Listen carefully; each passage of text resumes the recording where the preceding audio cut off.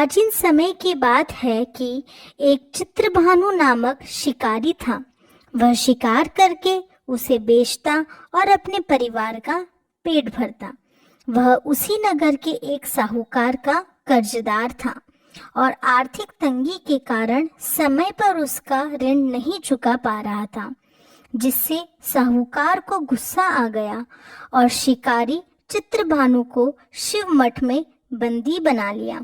संयोगवश उसी दिन मासिक शिवरात्रि थी, जिस कारण शिव मंदिर में भजन व कीर्तन हो रहे थे और वह बंदी शिकारी चित्रभानु पूरी रात भगवान शिव जी के भजनों व कथा का आनंद लिया। सुबह होते ही साहूकार ने उसे अपने पास बुलाया और ऋण चुकाने के लिए कहा। शिकारी चित्रभानु ने कहा, हे सेठ जी, मैं कल तक आपका ऋण चुका दूंगा। उसका यह वचन सुनकर सेठ जी ने उसे छोड़ दिया, जिसके बाद शिकारी शिकार के लिए जंगल में चला गया।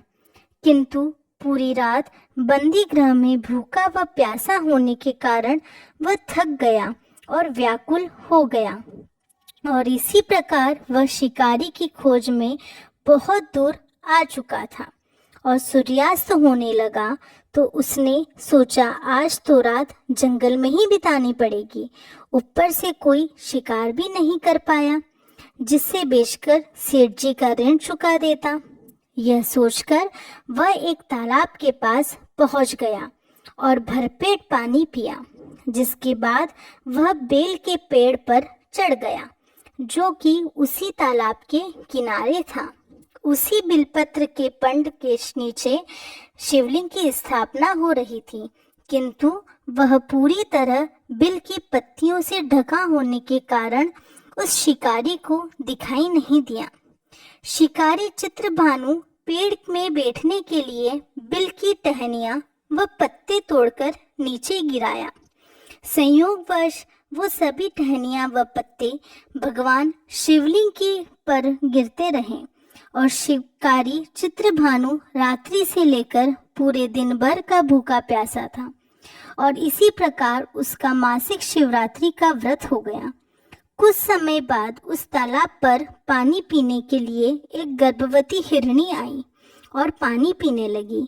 हिरनी को देख शिकारी चित्रभानु ने अपने धनुष पर तीर चढ़ा लिया और छोड़ने लगा तो गर्भवती हिरनी बोली, तुम धनुष तीर मत चलाओ, क्योंकि इस समय मैं गर्भवती हूँ और तुम एक साथ दो जीवों की हत्या नहीं कर सकते, परंतु मैं जल्द ही प्रसव करूंगी, जिसके बाद मैं तुम्हारे पास आ जाऊंगी, तब तुम मेरा शिकार कर लेना।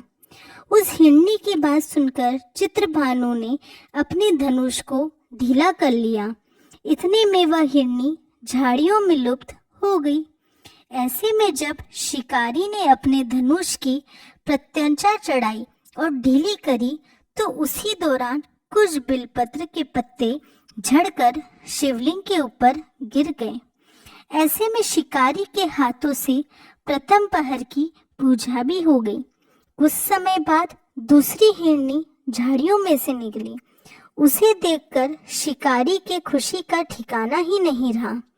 चित्रभानु ने उस हिरनी का शिकार करने के लिए अपने धनुष उठाया और तीर छोड़ने लगा तो हिरनी बोली, हे शिकारी, आप मुझे मत मारो, मैं अभी ऋतु से निकली हूँ और अपने पति से बिछड़ गई। उसी को ढूंढती हुई मैं यहाँ तक आ पहुँची। मैं अपने पति से भेंट कर लूँ, उसके बाद तुम मेरा शिकार कर लेना। यह कहकर वह हिरनी वहाँ से चली गई। शिकारी चित्रभानु अपना 2 बार शिकारी खोकर बड़ा दुखी हुआ और चिंता में पड़ गया कि प्रातः सेठ जी का ऋण कहाँ से चुकाऊंगा। जब शिकारी ने दूसरी हिरनी का शिकार करने के लिए धनुष पर प्रत्यंचा चढ़ाई तो कुछ बिलपत्र के पत्ते झड़कर शिवलिंग के ऊपर गिर गए। ऐसे में पूजा का दूसरा पहर भी संपन्न हो गया। ऐसे में अर्धरात्रि बीत गई और कुछ समय बाद एक हिरनी अपने बच्चों के साथ तालाब पर पानी पीने के लिए आई। चित्रभानु ने जरा सी देरी नहीं की और धनुष पर प्रत्यंचा चढ़ाई और तीर को छोड़ने लगा। इतने में वह हिरणी बोली, हे शिकारी, आप मुझे अभी मत मारो। यदि मैं मर गई तो मेरे बच्चे अनाथ हो जाएंगे।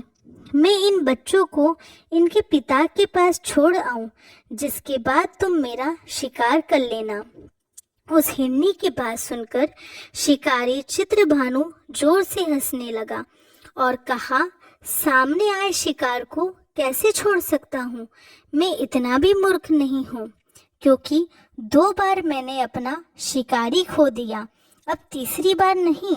हिरनी बोली, जिस प्रकार तुम्हें अपने बच्चों की चिंता सता रही है, उसी प्रकार मुझे अपने बच्चों की चिंता हो रही है। मैं इन्हें इनके पिता के पास छोड़कर वापस आ जाऊंगी, जिसके बाद तुम मेरा शिकार कर लेना। मेरा विश्वास कीजिए शिकारी राज। हिरनी की बात सुनकर शिकारी को दया आ गई और उसे जाने दिया। ऐसे में शिकारी के हाथों से तीसरे पहर की पूजा भी हो गई। कुछ समय बाद एक मृग वहां पर आया। उसे देखकर चित्रभानु ने अपना तीर धनुष उठाया और उसके शिकार के लिए छोड़ने लगा। तो वह मृग बड़ी नम्रता पूर्वक बोला, हे शिकारी, यदि तुमने मेरी 3 पत्नियों और छोटे बच्चों को मार दिया तो मुझे भी मार दो, क्योंकि उनके बिना मेरा इस दुनिया में कोई नहीं है। यदि तुमने उनको नहीं मारा है तो जाने दो, क्योंकि मैं उन 3 हिरनियों का पति हूँ और वो मेरी ही तलाश कर रही हैं। यदि मैं उन्हें नहीं मिला तो वो भी सब मर जाएंगे। मैं उन सभी से मिलने के बाद तुम्हारे पास आ जाऊंगा, जिसके बाद तुम मेरा शिकार कर सकते हो।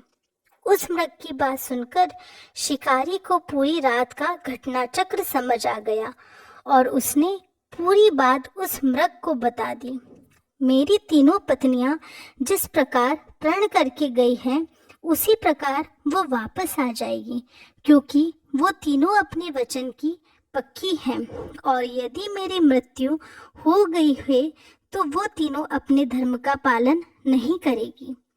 मैं अपने पूरे परिवार के साथ शीघ्र ही तुम्हारे सामने आ जाऊंगा। कृपा करके अभी मुझे जाने दो। शिकारी चित्रभानु ने उस मृग को भी जाने दिया और इस प्रकार अनजाने में उस शिकारी से भगवान शिव जी की पूजा संपन्न हो गई, जिसके बाद शिकारी का हृदय बदल गया और उसके मन में भक्ति की भावना उत्पन्न हो गई।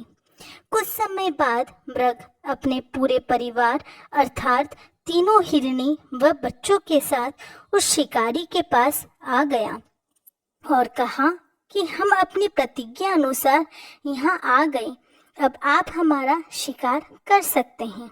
शिकारी चित्रभानु जंगल के पशुओं की सच्ची भावना को देखकर उसका हृदय पूरी तरह पिघल गया और उसी दिन से उसने शिकारी करना छोड़ दिया। दूसरे दिन प्रातः होते ही सेठ जी का ऋण किसी और से उधार लेकर चुकाया और स्वयं मेहनत करने लगा। इसी प्रकार उसने अपने जीवन का अनमोल बनाया। जब शिकारी चित्रभानु की मृत्यु हुई तो उसे यमदूत लेने आए, किंतु शिवदूतों ने उन्हें भगा दिया और उसे शिवलोक ले गए। इसी प्रकार उसे मोक्ष की प्राप्ति हुई। ऐसे ही भक्ति में वीडियोस देखने के लिए और कथा सुनने के लिए हमारे चैनल को लाइक और सब्सक्राइब करें। हर हर महादेव। ओम नमः शिवाय।